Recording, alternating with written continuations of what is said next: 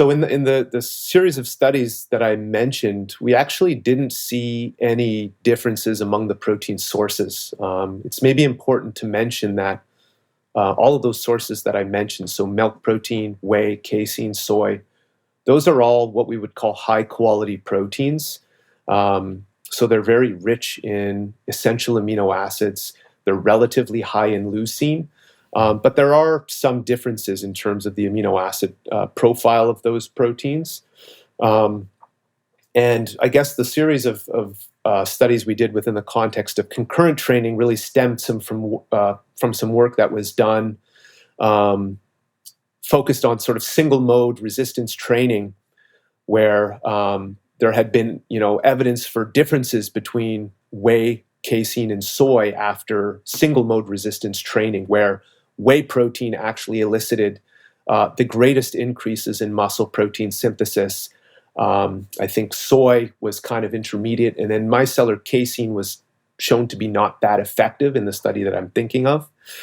But we saw no differences. And I think my thoughts have kind of changed on this topic over time as more research has come out. But I think that, if you're looking at muscle protein synthesis as an outcome measure, I don't think there are big differences among protein sources if you're at a dose of, let's say, 30 grams or above.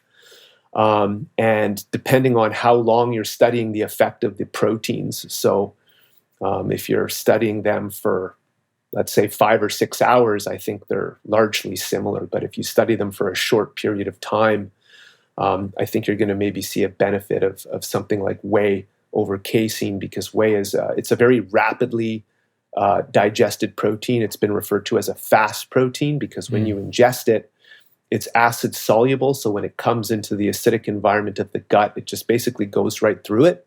And so when you measure blood amino acid levels after ingesting whey, you see this very rapid and high increase. Whereas when you eat casein, it's much more attenuated. It's much more protracted. It's because casein coagulates in the acidic environment of the gut, so it's digested and absorbed more slowly. And then there's been other studies that have compared these proteins over a more extended period of time, and they don't really see that much of a difference.